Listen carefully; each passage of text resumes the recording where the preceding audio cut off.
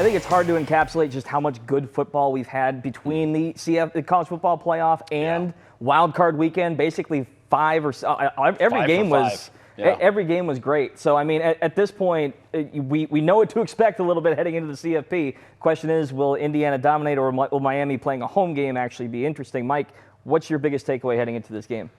I think honestly, the thing I'm most excited to see is Michael Irvin tomorrow night. I'm intrigued to see how that goes. He's monstrously entertaining, so much so he was featured on SNL last night. He was featured on SNL last night. The impersonator was rather spot on. The voice was good. The look was good. It was pretty strong. No, listen, I think Miami is fascinating. The way that they have played through this playoff, they have been unbelievable. Their defensive front is spectacular. And to put all of that, to put the way that they play on their home field in front of what should be a raucous crowd, that is a dangerous combination. But Indiana's just an absolute road grader. They're unbelievable. Yeah, Coach, what stuck out to you most about this playoff run so far? Well, I mean, just how dominating they've been and how well coached Indiana is. Now, I like what Mike says, the physical side of Miami. Can the physical side of Miami match how well Indiana absolutely looks like a well-oiled machine? And we know usually the more physical team wins. So that's tipping my hand a little bit, isn't it? just a touch.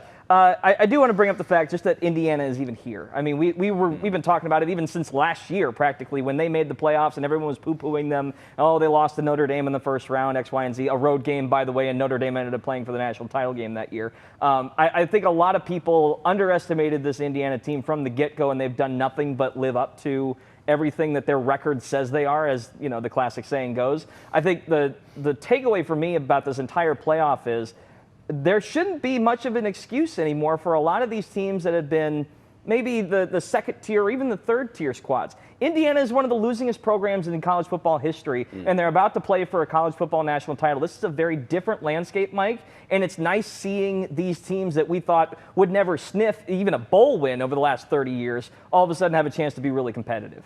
It is very cool. Their story is magnificent. All I can think, though, is as compelling the story is and as unique as what they've done is, it basically all does boil down to, do you have money? Right. Yes? Yeah. Off we go. They've got Mark Cuban's money, so off they go to a national championship.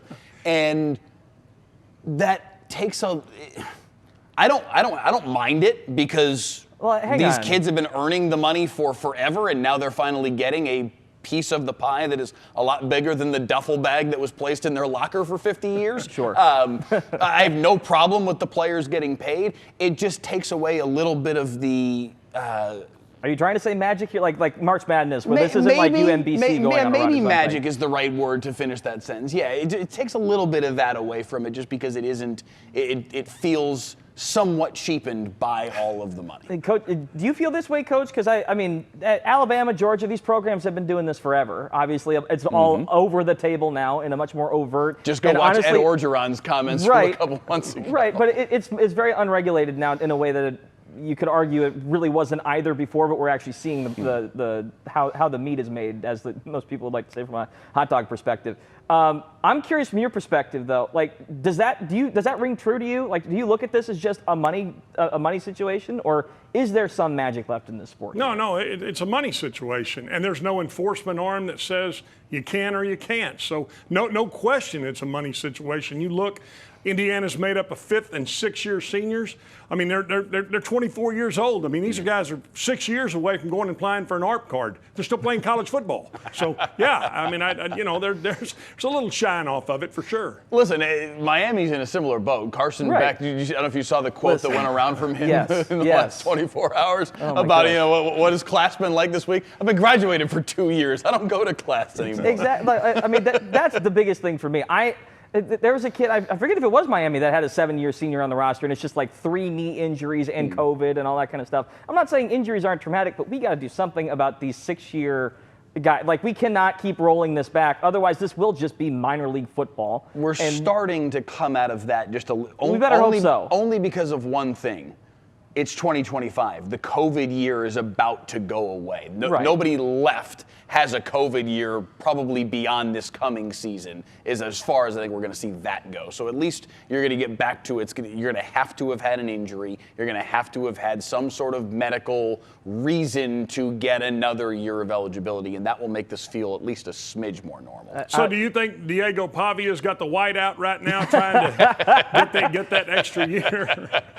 You don't even know what white out is. What the hell are you laughing for? Listen, the Trinidad. We're not that. You think we don't know? You think we don't know who Casey Kasem is? Really? To go back to the last segment? Come on, man. But it is fascinating the way that the money has changed things, because Trinidad Chambliss, Diego Pavia, a lot of these guys would be chomping at the bit to be in this quarterback class in 2026 that looks so spare after Fernando Mendoza to try and go get some coin.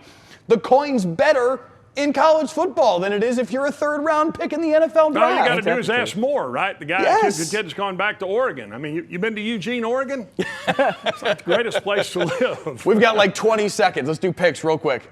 Coach, you go first. All right, give me the Canes. I'm going to take the physical side of football. All right, I have tried to pick against Indiana several times this playoffs. I ain't doing it again. I'm going Indiana. Yeah, no, I can't pick. I got to go Hoosiers. Mendoza's surgical. Unbelievable.